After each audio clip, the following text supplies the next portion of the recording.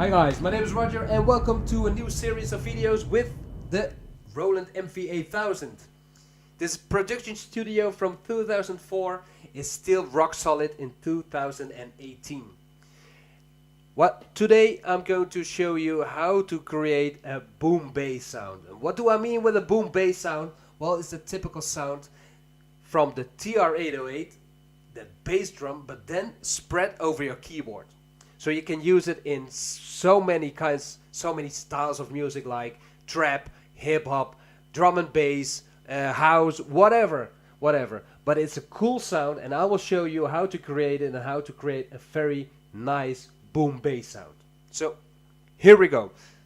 I need a sample. I need a sample of the TR-808. Well, of the sound of the bass drum.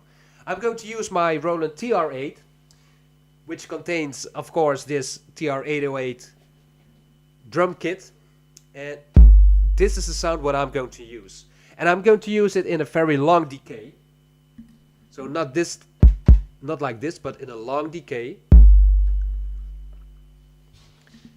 And I'm going to sample it with the MV-8000. So I go to sampling. I can use the mouse, but I also love to use the buttons of the unit itself to stay more in touch with the hardware. So we're now in sampling mode, and I want to start sampling with level. So I can choose between manual or level, and I want to start sampling with level. So when the sound is coming in, the unit starts recording. And I choose minus 36 decibels. So when the sound is coming, it starts recording. I do a pre-sample time of 20 microseconds so that the first tick of that bass sound is also recorded. And I do a stop trigger by manually pushing stop. I auto normalize it. I check again. Do I want to have it a little bit louder? Yes. I need to adjust it the left level.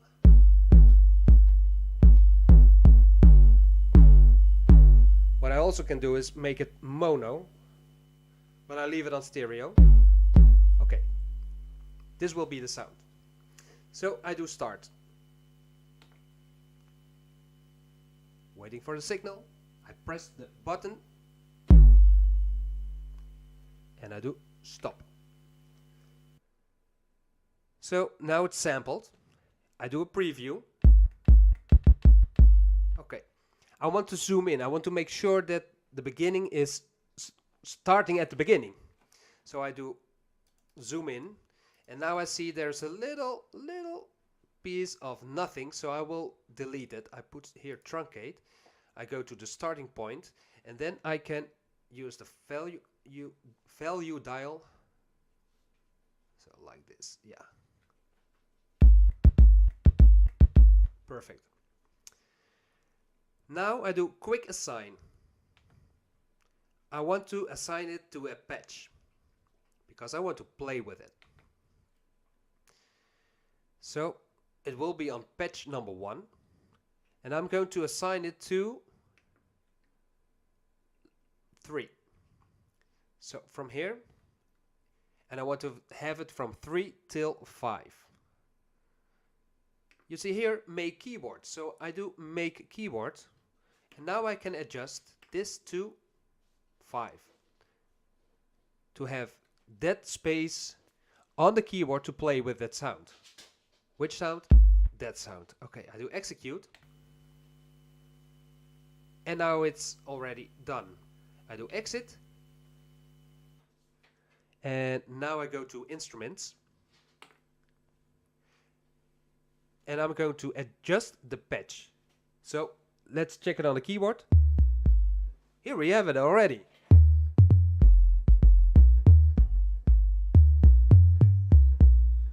So that's already cool.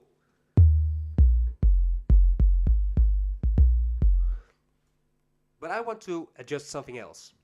I want to have more tick on the start of the sound on the beginning of the bass drum, the bass line. So what I'm going to do, I'm going to patch edit. Now go to partial edit, and I do now filter.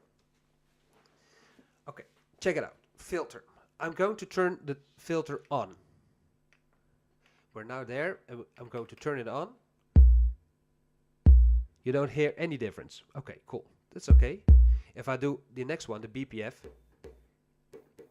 there's already a difference. But LPF filter, no difference.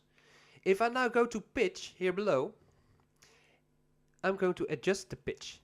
And I put it on 63. Small tip. If you hold shift,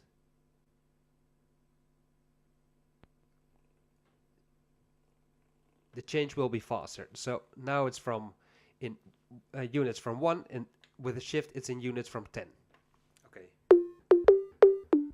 Well, okay, but now the pitch is too high. We're going to adjust the envelope, the ADSR of this sound. So this I'm going to down to 0. This one also to 0. And check it out now. It's already changing.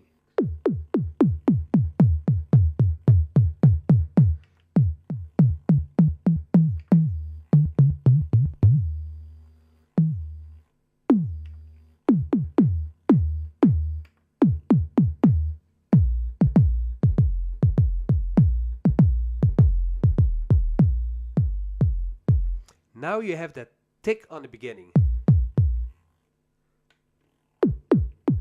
Too much. I go to this one also to 0. This one also to 0.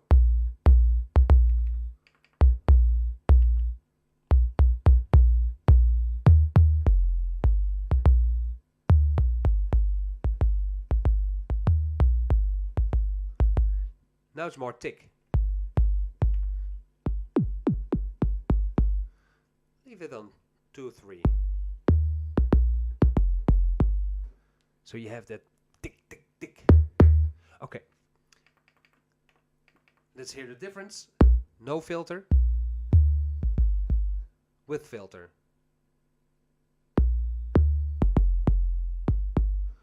You also can adjust the depth filter.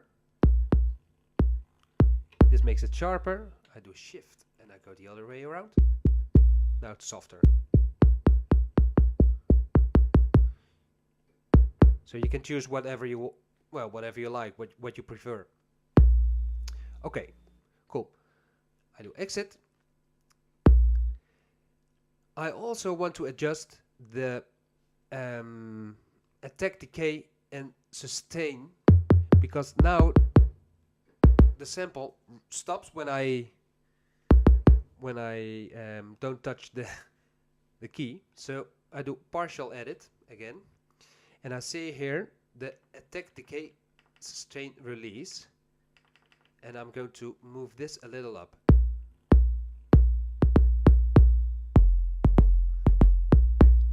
Now the release time is better, in my opinion.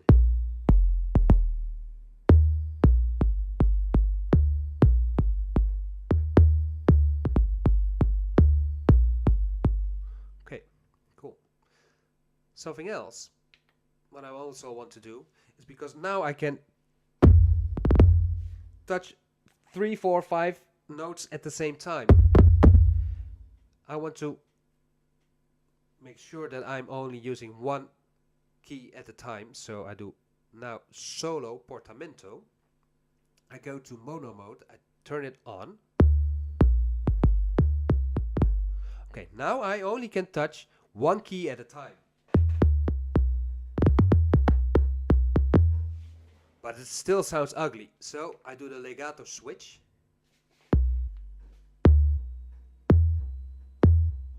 And now you don't hear that tick tick tick. And I even can put the retrigger on.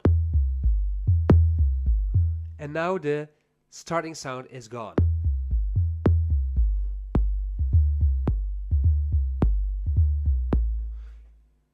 like it, you can also do the Portamento switch.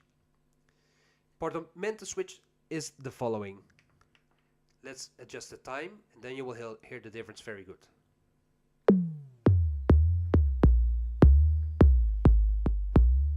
So it takes some time to reach the next note. So I make this short now.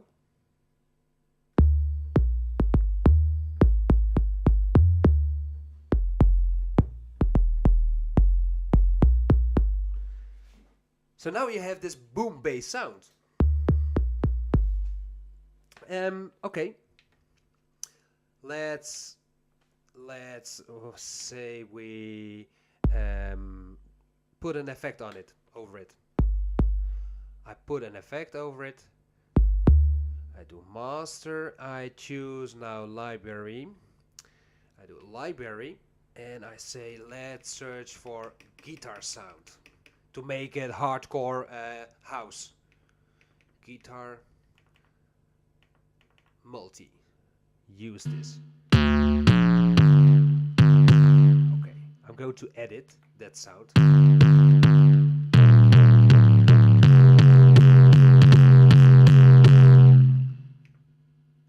going to edit that sound. Let's say I want to have block drive. The drive needs to be not DS. This is distortion. This overdrive, and there's also metal.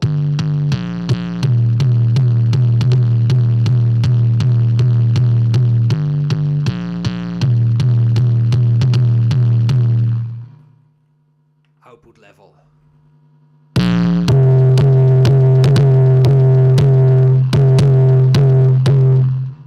So with a few steps you already have this hardcore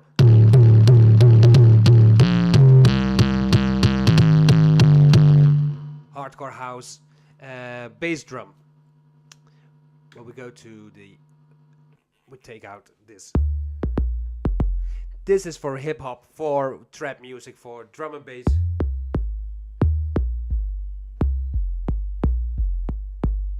So just an easy way to create that boom bass sound, that boom bass keyboard sound to play for several kinds of modern dance music. So thank you for watching, and feel free to subscribe, and we see each other in the next video.